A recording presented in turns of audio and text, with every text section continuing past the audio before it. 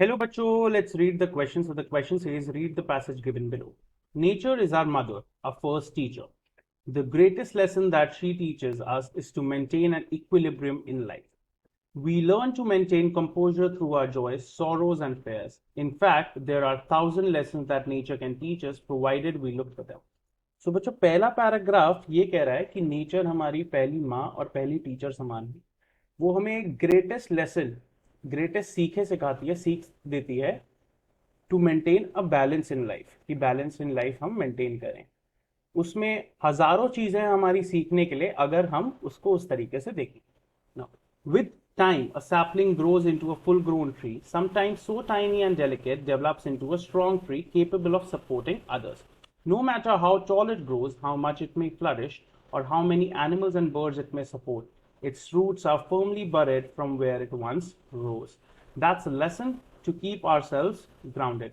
Respect and embrace our roots and give something back to those humble beginnings and nurtured us into who we are. तो बच्चों जैसे एक छोटा सा पौधा एक पूरे ट्री में बनता है, वैसे ही ये बताते हैं कि हम लोग कैसे फ्लरिश कर सकते हैं अपनी लाइफ में, भले ही हम स्टार्ट बहुत छोटी, अपनी बिगनिंग हो हमारी, मतलब बहुत छोटी स्टार्ट हो, बट कैसे हम लोग बड़े और सक्सेसफुल बन पाएंगे। Now, then there is a message of peaceful coexistence. I am because we are. Nature provides every creature a chance to exist. However, the existence of one creature or being depends on the existence of the other. The tiger eats the antelope. Without the antelope, the tiger wouldn't survive. Likewise, without tigers, the overabundance of antelopes would cause them to starve to death. तो बच्चों तीसरे paragraph में ये बताया गया है कि nature और कोई भी क्रीचर है वो एक दूसरे के को एग्जिस्टेंस से जीता है। और यहाँ पे एग्जाम्पल दिया है टाइगर और एंटीलोप का, कि टाइगर एंटीलोप को खाता है, उसके वजह से वो सरवाइव कर पाता है, और बिगेर टाइगर के बहुत ज्यादा एंटीलोप्स फट जाएंगे, which will cause them starve to death. Tigers. Fourth paragraph. I wonder if you have noticed that when birds or squirrels see the predator, they give out an alarm call to their fellow creatures of the lurking danger. They put themselves in danger to save lives of the others. Many animals like the salmon usually die after this spawn, but this doesn't stop them. One life extinguished for the betterment of others is a small price to pay. So बच्चों fourth paragraph में ये बताया गया है कि जैसे birds और squirrel अपने शिकार को, मतलब जो उनका शिकार करने वाला उन्हें देखती है, अपने प्रेडेटर्स को देखती है, वो एक अलार्म देती हैं जिससे जो बाकी क्रीचर्स हैं वो सावधान हो जाएं कि भाई यहाँ पे एक प्रेडेटर है। तो वैसे ही मान लीजिए एक अपनी जान दे रहा है for the betterment of others. This is a small price to pay. Fifth paragraph. The snow melts in the warmth of spring to give birth to fresh green leaves. In autumn, these leaves age into shades of gold, only to be buried in the cold grave of winter. Change is inevitable. The sooner we embrace this, the better it is for us. We must also understand that even in pain there is growth. If you cut a hole in the tree, it will grow around it.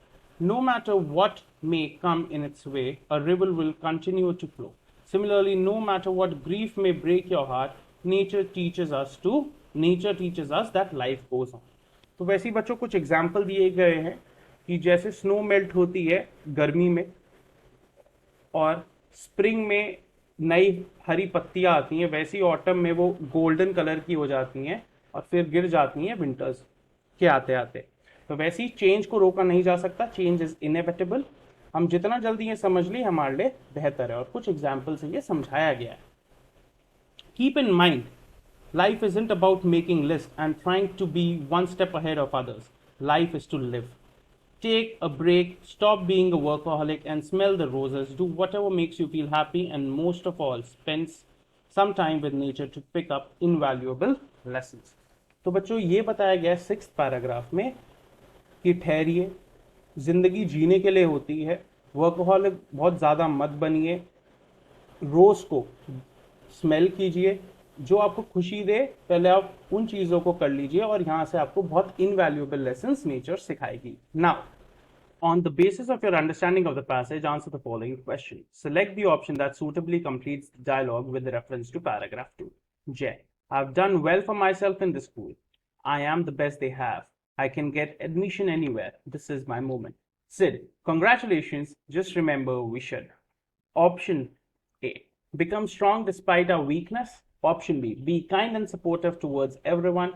Option C, respect the origins from where we have grown. Option D, nurture ourselves well from the beginning. तो बच्चों अगर मैं by option जाता हूँ यहाँ पे, तो यहाँ पे क्या बात है, यहाँ पे जय को ओवर कॉन्फिडेंस है, उसको एक अहंकार है, उसमें एक एरोगेंस आ गई है कि मैं बेस्ट हूँ स्कूल में, मैं तो कहीं भी एडमिशन ले सकता हूँ, बट वो बेस्ट उसकी पढ़ाई ने, जो स्कूल ने दिया उसको, उसी ने बनाया है. सो द अगर मैं ऑप्शन ए को देखूँ तो क्या होगा, become strong despite our weakness. तो ये तो बहुत एक पॉजिटिव स्टेटमेंट है, बट जय इतना पॉजिटिवली इसको बोल नहीं रहा है, he is very over confident, so हम ए को रिजेक्ट कर देंगे. Be kind and supportive towards everyone. तो मान लीजिए सिड उसका दोस्त है, बट वो तभी भी उसके सामने एक एरोगेंस शो कर रहा है कि मैं तो बेस्ट हूँ. ऑप्शन सी, यस, तो स्कूल ने ही उसको सब दिया, उसको पढ़ाया और उसको ये बेस्ट बनाया. सो रिस्पेक्ट द ओरिजिन्स, और स्कूल के वजह से ही वो बेस्ट है, क्योंकि स्कूल में ही वो बेस्ट है, right. Respect the origins from where we have grown. और अगर मैं फोर्थ पॉइंट डी की बात करूं, nurture ourselves well from the beginning. Yes, he must have nurtured himself, but this is not the absolute truth. So the correct option is option C. I hope you understood it well. Best of luck.